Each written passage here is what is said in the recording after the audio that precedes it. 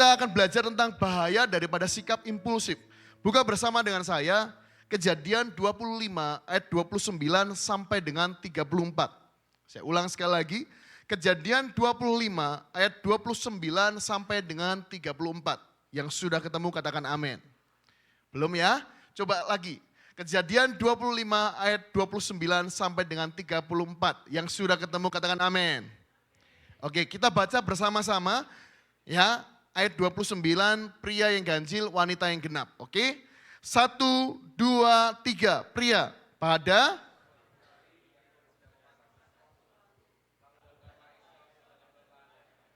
ayat 30, wanita.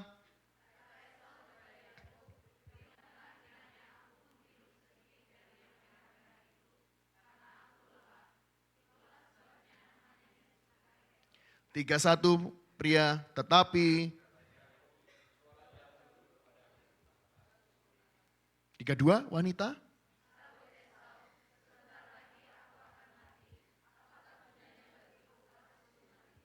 Tiga 33 pria, kata Yakub.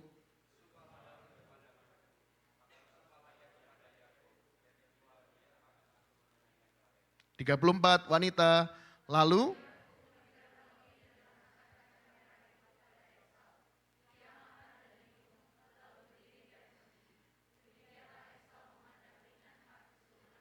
ayat 34 kita baca bersama-sama, 1, 3, lalu Yakub memberikan roti dan masakan kacang merah itu kepada Esau. Ia makan dan minum, lalu berdiri dan pergi. Demikianlah Esau memandang ringan hak kesulungan itu. Nah, tahukah Bapak Ibu Saudara sekalian, Esau ini adalah pribadi yang punya karakter dan sikap yang impulsif. Impulsif itu apa? Kadang-kadang kita berpikir impulsif itu apa, Pak Denny? Saya nggak pernah dengar, mungkin nggak pernah dengar, nggak pernah apa. Nah, dalam Kamus Besar Bahasa Indonesia, impulsif adalah sebuah dorongan kuat dari diri sendiri untuk melakukan sesuatu tanpa dipertimbangkan terlebih dahulu. Atau dengan kata lain, berbuat atau bertindak tanpa dipikirkan atau direncanakan terlebih dahulu. Tentu kalau kita melihat sikap seperti ini, kita itu selalu mudah untuk menemukan orang-orang yang bertindak nggak dipikir, berkata-kata nggak dipikir. Melakukan sesuatu tidak direncanakan, hidupnya itu ngeflow. Ada yang pernah melihat seperti itu? Kalau pernah katakan amin. Ada ya, puji Tuhan Anda jujur. Saya sering kali melihat ada orang-orang yang bahkan berpergian, nggak ada perencanaan. Sehingga apa? Liburannya nggak jelas. Yang kesana, kesini, semau-mau dia aja. Nah, tahukah Bapak Ibu Saudara sekalian, sikap seperti ini kita mungkin pernah melihat orang-orang yang bahkan bertindak kok tidak dipikirkan matang-matang. Sehingga nanti ujungnya hasil atau buah dari tindakannya itu, kalau itu sesuatu yang buruk, baru dia menyesal. Ingat, tahun ini adalah tahun kemenangan. Saya berdoa tahun kemenangan ini kita itu menang dengan cara yang benar. Yaitu apa? Kita setiap kali mau bertindak, setiap kali mau berkata-kata, itu selalu dipikirkan terlebih dahulu. Yang mengerti kataan yes. Nah, ternyata ada bahayanya dari sikap atau karakter impulsif. Sehingga kita perlu hati-hati. Apa saja itu? Saya akan bacakan sekali lagi ayat 30 sampai 33. Kata Esau kepada Yakub, berikanlah kiranya aku menghirup sedikit dari yang merah-merah itu. Karena aku lelah. Itulah sebabnya namanya disebutkan Edom. Tetapi kata Yakub, jualah dahulu kepadaku hak kesulunganmu. Sahut Esau, sebentar lagi aku akan mati. Apakah gunanya bagiku hak kesulungan itu? Ya kalau kita lihat Esau agak sedikit lebay. Capek dikit aja sudah kayak mau mati gitu loh ya. Nah ayat 33 kata Yakub, bersumpahlah dahulu kepadaku. Maka bersumpahlah ia kepada Yakub dan dijualnyalah hak kesulungannya kepadanya. Nah bahaya dari sikap impulsif itu apa? Yang pertama, pengambilan keputusan yang tidak tepat. Katakan kanan kiri Anda, pengambilan keputusan yang tidak tepat. Tahukah sikap impulsif akan menghasilkan pengambilan keputusan yang tidak tepat. Sama halnya seperti Esau. Padahal kita sebagai seorang manusia setiap hari dalam hidup kita mulai dari buka mata ada keputusan-keputusan yang harus kita putuskan. Dan satu hari bisa puluhan keputusan yang harus Anda ambil. Bahkan kalau di dunia kerja mungkin ada keputusan-keputusan dalam pekerjaan Anda yang Anda harus putuskan. Sehingga kita itu setiap hari memutuskan sesuatu. Yang percaya katakan yes. Nah, karena kita itu memutuskan sesuatu, tidak boleh kita menjadi orang yang impulsif. Karena kalau kita menjadi orang yang impulsif, yang tidak pernah memikirkan apa yang kita mau lakukan, apa yang mau kita katakan, apa yang mau kita tindakan, kita itu nggak pernah kita pertimbangkan matang-matang, ujungnya itu nanti akan membuat kita rugi sendiri. Nah maka dari itu mari belajar. Esau ini orang yang impulsif. Sikapnya impulsif sekali, dia nggak mikir. Cuma capek gitu aja, dia merasa mau tukarkan itu sampai bersumpah loh. Nah di sini Bapak Ibu Saudara sekalian, kita melihat bahwa Esau itu ceroboh, katakan ceroboh. Katakan lebih keras ceroboh. Cerobohnya kenapa? Esau kok mau naruh hak kesulungan digantikan dengan kacang merah. Cuma semangkok. Nah Bapak Ibu perlu tahu, di zaman itu hak kesulungan itu sangat penting. Katakan sangat penting. Kenapa? Karena yang pertama, di zaman itu orang yang punya hak kesulungan itu selalu bicara tentang warisan harta. Yang sulung itu yang akan terima dulu warisan harta di zaman itu. Di zaman sekarang beda. Kemarin saya ketemu dengan ada satu orang yang dari Sumatera, dia punya budaya ternyata berbeda. Justru yang terima warisan semuanya itu adalah yang penting anak yang pria. Jadi dia yang wanita sekalipun dia sulung, dia gak terima. Saya baru tahu dan saya kaget, hah? Sama sekali. Jadi dia harus mengupayakan kehidupannya sendiri, bukan berarti dia mencari harta, bukan. Tapi dia pun kaget karena ada budaya itu. Dan ini realita yang terjadi di zaman kita. Gak selalu yang sulung itu yang akan terima warisan. Tapi di zaman itu orang yang sulung dia yang terima warisan. Jadi kalau kita lihat gini, warisan harta daripada orang tuanya digantikan hanya dengan semangkok kacang merah. Rugi gak? Rugi menurut saya. Lalu yang kedua, hak kesulungan juga bicara tentang apa? Kepemimpinan atas keluarga, bahkan suku. Jadi kalau kita lihat di zaman dulu, itu bukan cuma satu keluarga, tapi juga bisa bicara tentang suku. Makanya kalau punya hak kesulungan, dia itu secara otomatis ketika orang tuanya nggak ada, dia akan jadi pemimpin dalam keluarga maupun bisa jadi di dalam sukunya. Nah di sini yang ketiga, ini yang juga nggak kalah pentingnya. Hak kesulungan itu menentukan kedudukan spiritual, katakan kedudukan spiritual. Di mana anak sulung itu selalu dianggap sebagai perantara antara keluarga dan Tuhan. Di zaman itu. Jadi 3 hal dari banyak hal yang coba saya cari tahu. Dan 3 ini menurut saya lebih penting daripada semangkok kacang merah. Esau yang impulsif, dia gak mikir. Orang impulsif itu gak mikir itu. Dia gak mikirkan itu. Dia yang penting ya sudah, aku tukarkan, sumpah serapa. Tapi menurut saya Esau ini ceroboh sekali. Dia sudah diberikan sesuatu yang baik daripada Tuhan, dia gak mau. Dan dia mengambil keputusan yang salah karena dia itu impulsif. Nah Bapak Ibu Saudara sekalian, dari sini kita tahu bahwa Esau ini sikapnya impulsif. Dan dia itu tidak pernah mikir panjang. Yang mengerti katakan yes. Sama halnya dengan kita hari ini. Tahun ini baru mulai, katakan baru mulai. Tahun ini baru mulai, baru Januari. Berapa yang sudah salah ambil keputusan? Pada umum satu tadi banyak yang nangis. Baru awal tahun loh. Bisa salah keputusan. Ayo rubah. Jangan gini loh. Kalau Anda mau ambil keputusan, jangan cuma berdasarkan, oh ya sudah aku mau. Ambil. Coba pikirkan matang-matang. Katakan kanan kiri Anda pikirkan matang-matang. Ya, setelah Anda pikirkan matang-matang, tuangkan pikiran Anda itu dalam perencanaan. Kalau memang itu akan terjadi dan Anda mau itu terjadi, dari pikiran yang matang, keputusan diambil, buat perencanaan yang jelas. Jangan ngeflow. Ada banyak orang ngeflow, pengen buka usaha aja. Nah di sini mari kita belajar. Lihat di sini, saya catat di sini. Kalau Anda mau buka usaha, ini contoh yang paling sederhana. Anda mau buka usaha atau mengembangkan usaha atau bahkan mau pindah tempat kerja. Sebelum fix Anda eksekusi, coba lihat. Yang pertama, cari tahu apakah usaha yang Anda mau buka itu peluangnya itu ada atau tidak. Kalau peluangnya nggak ada, tutup mata. Jangan tutup mata. Buka matamu dan sadar. Jangan paksakan. Orang impulsif itu nggak akan mikir sampai sini. Orang impulsif yang penting, oh ya sudah buka aja. Orang impulsif itu ya penting buka, yang penting aku ada pekerjaan.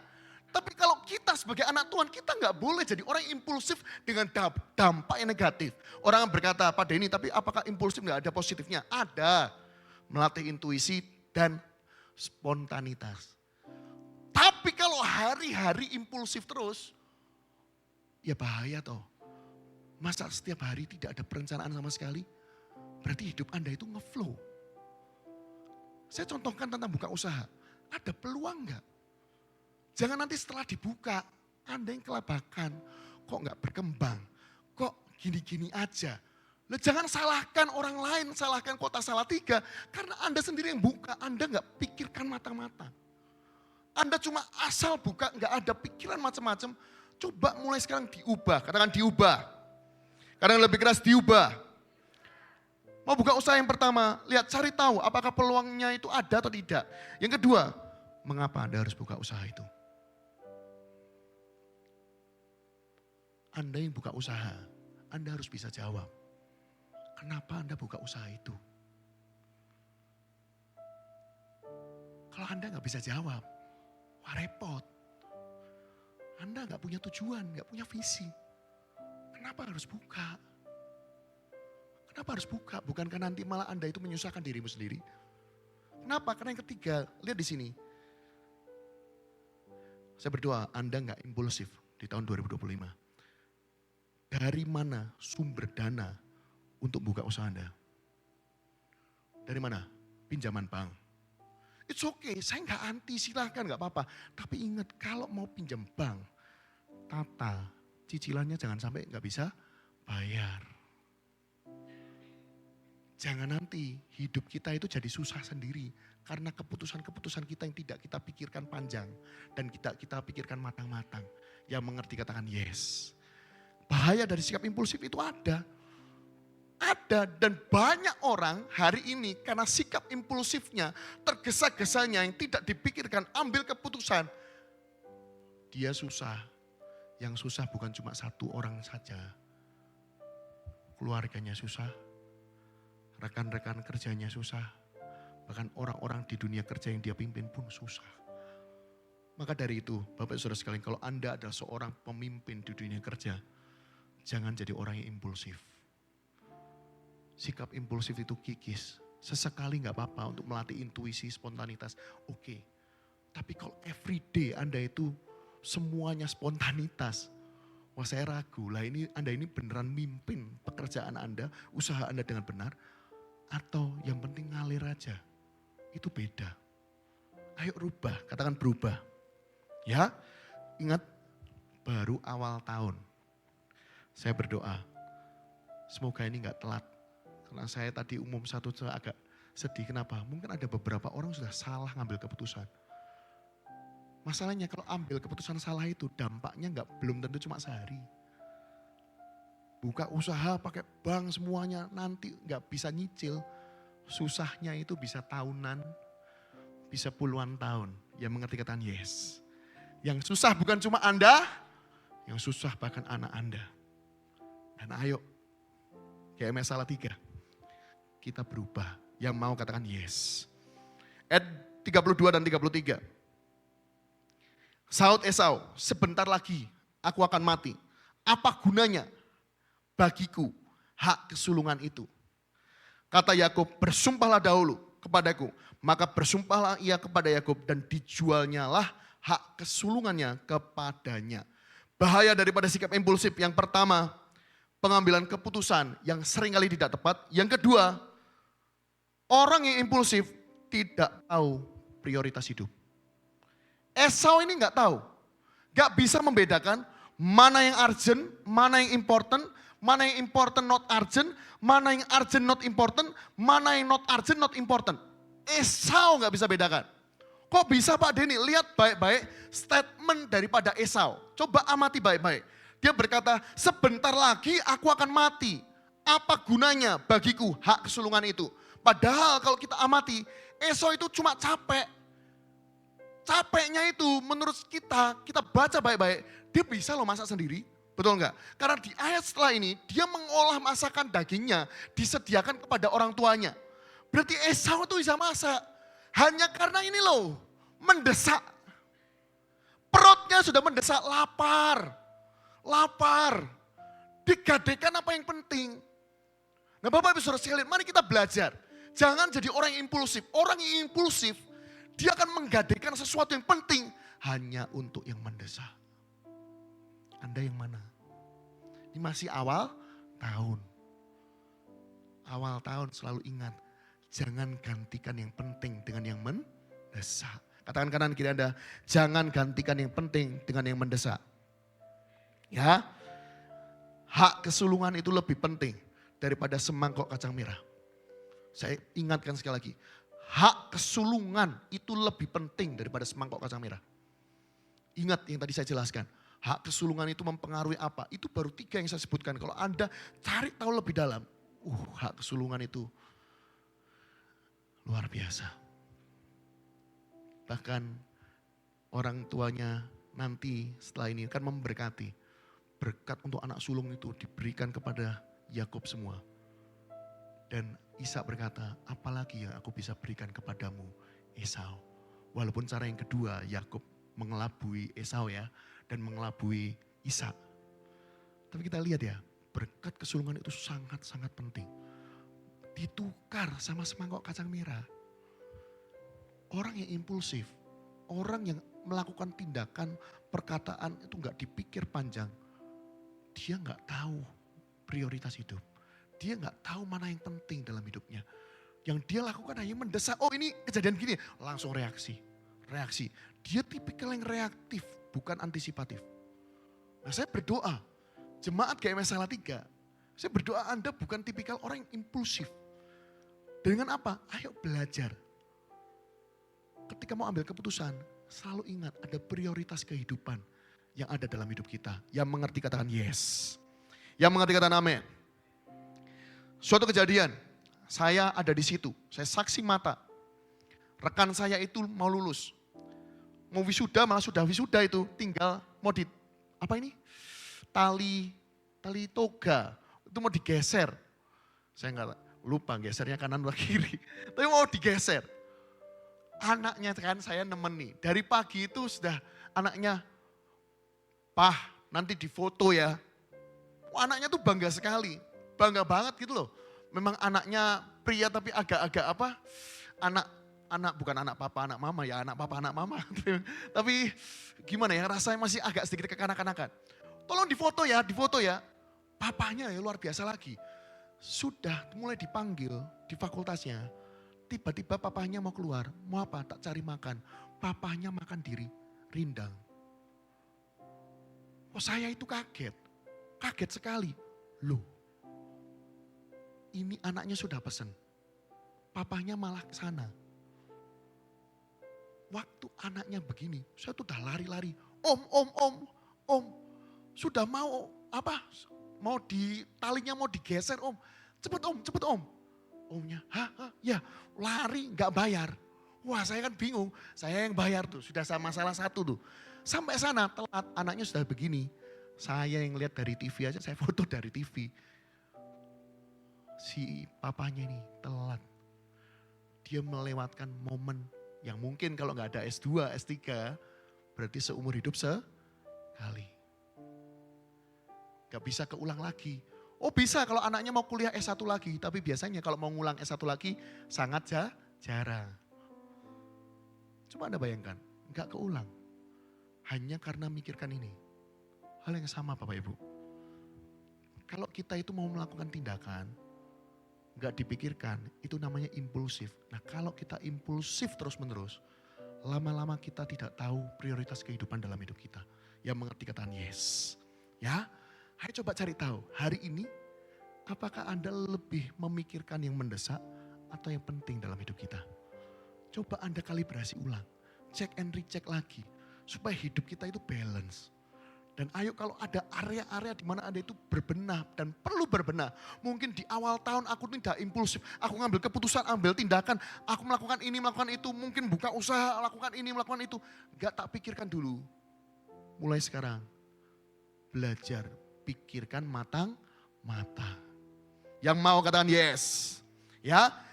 Bahaya dari sikap impulsif yang pertama, pengambilan keputusan yang tidak tepat. Ngomong sama kanan kirinya, pengambilan keputusan yang tidak tepat. Ya.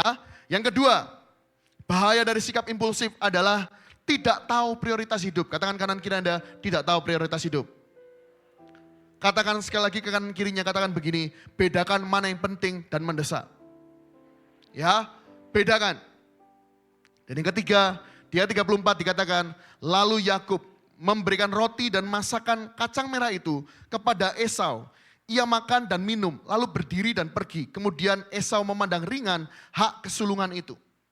Tahukah yang ketiga, bahaya dari sikap impulsif adalah membuat kita kehilangan hal baik yang Tuhan sudah sediakan seharusnya untuk kita. Hak kesulungan itu hilang. Saya akan bacakan di sini. Kejadian 27 ayat 34 sampai 39. Sesudah Esau mendengar perkataan ayahnya itu, meraung-raunglah ia dengan sangat keras dalam kepedihan hatinya, serta berkata kepada ayahnya, berkatilah aku ini juga ya Bapa.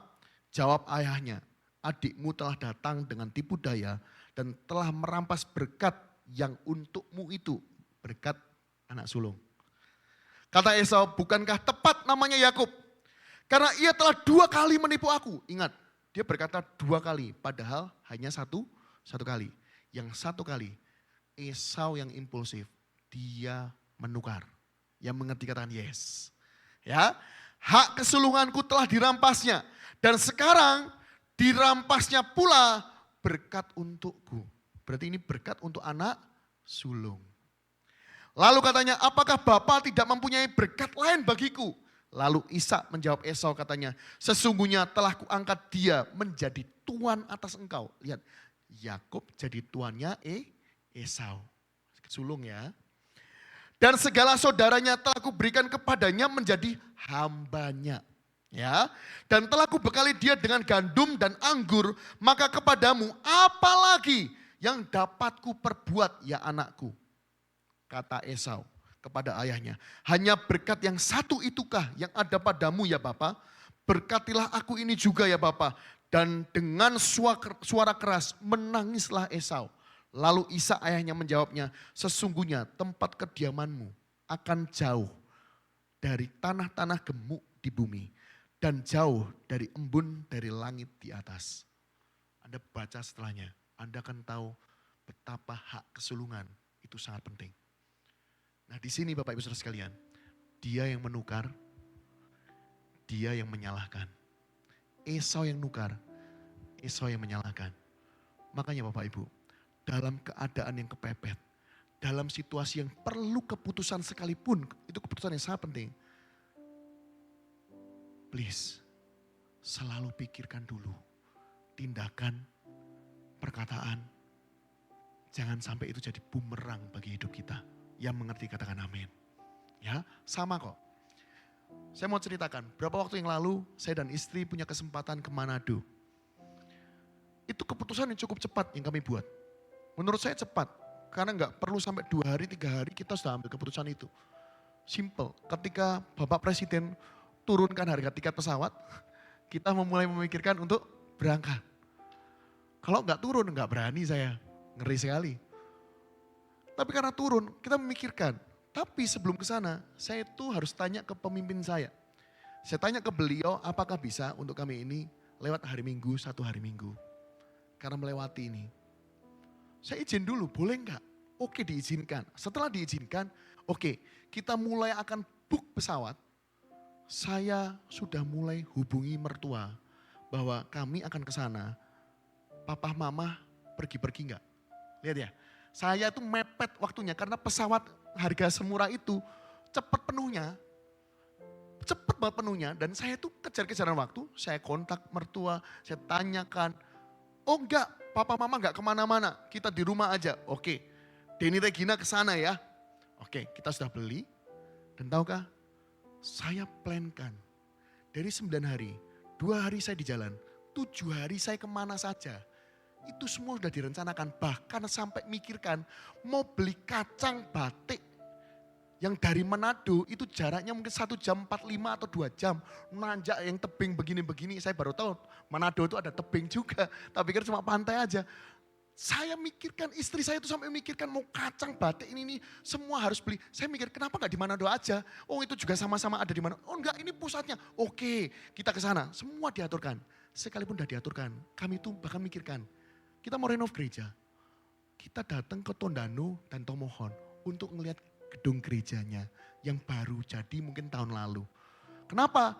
Karena selalu Sulam Papua regionalnya itu dapat pujian bahwa oh bagus sekali TBG-nya, pembangunannya bagus. Dan ketika saya masuk ke sana saya takjub, wow pantas. Saya jadi tahu, oh pantas harganya motong ya. Jadi murah, di sana 650 juta udah beli tanah. 2.500 udah milik sendiri. Nah kita berapa M aja masih sewa. Harga sudah beda. Pembangunan modelnya itu beda semua. Dan saya ngerasa mereka keren sekali. Bagus sekali. Coba Anda bayangkan. Saya mau liburan aja, saya tata. Betul ya Pak W? Pak W ada di grup, semua tak foto semua. Karena Pak W ini juga ikut tim pembangunan. Saya foto semua, saya kirimkan, wah ini semua. Lalu Pastor Bernard tanya, ada gembalanya enggak? Betul ya Pak W ya? Besoknya saya atur revisi. Yang tadinya kita mau kemana? Oke, ke GMS Manado. Di sana saya ketemu gembalanya, saya tanya semua tentang pembangunan. Lihat ya, saya yang sudah punya perencanaan aja. Ada revisi-revisi yang terjadi. Coba bayangkan kalau saya pergi, gak punya perencanaan. Saya jadi orang yang impulsif aja, oh tiket murah, oke. Cus, pergi ke Manado. Manado sampai sana. Seperti kehidupan di Salatiga. Bangun tidur, liburan. Tidur lagi. Gak kemana-mana. Saya nggak punya tujuan apa-apa. Saya bangun tidur nggak ada semangatnya.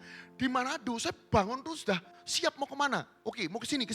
Oke, mau ketemu ini. Regina mau ketemu sahabat-sahabatnya. Oke, saya dikenalkan ini. Saya sudah punya plannya. Coba bayangkan berapa dari kita mau pergi gitu aja nggak punya perencanaan. Ujungnya kita capek sendiri, betul? Saya memikirkan kalau saya nggak punya perencanaan. Buang waktu, buang dana, buang daya buat ke sana. Ngapain? Sama halnya dengan hidup kita. Bapak Ibu Saudara sekalian, sikap impulsif jangan dipertahankan. Yang mengerti katakan yes. Jangan jadi orang yang mau melakukan sesuatu, mau bertindak, mengambil tindakan, tidak pernah dipikirkan atau direncanakan dengan matang. Termasuk kalau itu bicara mau buka usaha, mau bekerja. Tolong pikirkan matang-matang. Supaya apa? Ujungnya apa yang Anda tabur, tuanya hal yang baik. Tapi kalau Anda tabur dengan tidak ada pertimbangan, tidak ada pemikiran yang jelas, hanya asal tabur, nanti Anda akan susah sendiri dan bahkan menyusahkan orang lain. Katakan kanan kirimu, ayo berbenah di area ini. Ya, ingat 2025 tahun kemenangan. Saya berdoa dari awal tahun pengambilan keputusan yang tepat akan membawa selangkah demi selangkah kita menuju kemenangan. Bukan malah kekalahan. Yang mengerti katakan yes. Amin. Mari kita bangkit berdiri. Ada 3 aplikasi untuk kita. Yang pertama, belajar merencanakan dengan detail. Rencanakan segala sesuatunya itu detail. Plan A, plan B jika perlu. Bahkan kalau semepet apapun, kondisinya kok waktunya kok mepet sekali. Selalu pikirkan dulu. Saya membiasakan diri saya, sekalipun cepat itu harus ambil keputusan. Saya harus pikirkan dulu, oke, kalau ini saya ambil, nanti keputusan ini, oke, ini dampaknya ini, pengaruhnya ini, oke. Kalau ini tak ambil, oke. Saya sudah punya gambaran, oke, saya ambil ini. Sekalipun yang lain bagaimana, oke, saya ini. Saya siap dengan resiko ini. Rencanakan dengan detail. Mau press waktunya tuh mepet sekalipun. Jangan jadi orang yang tidak berani mengambil keputusan. Apalagi ngambil keputusannya asal. Yang mau nikah. Ada yang mau nikah? Plankan. Jangan cuma ngomong, mau nikah. Tidak ada perencanaan. Nanti kalau waktunya udah mepet, tabungan gak ada, baru stres. Asam lambung mulai naik. Ya, ayo rubah. Aplikasi yang kedua, belajar menjalankan perencanaan dengan berani. Kalau sudah punya perencanaan, jalankan. Jangan cuma gini loh, memikirkan untuk bertindak itu bagus. Tetapi kalau sudah dipikirkan, sudah dapat, gak berani bertindak, sayang sekali. Jalankan perencanaan itu dengan berani. Karena butuh orang-orang yang berani melangkah dengan iman. Untuk hal itu bisa terjadi. Yang mengerti kata yes. Ya, dan yang ketiga, belajar menata prioritas kehidupan dengan benar. Orang yang impulsif gak bisa tata itu. Karena orang yang impulsif selalu pikirannya hanya untuk yang mendesak. Dia gak mikirkan mana yang penting. Yang mendesak, oke terjadi ini, oke. Nah itu orang impulsif, spontanitasnya bagus. Tapi kalau kehidupannya setiap waktu impulsif terus. Ambil keputusan gak dipikir, ini gak dipikir, tindakan gak dipikir. Itu malah meresikokan kehidupannya. Yang mengerti katakan amin. Ya, saya berdoa di tahun 2025 awal ini, setiap kita tidak menjadi orang-orang yang justru nantinya menyesali setiap keputusan-keputusan yang kita buat. Amin.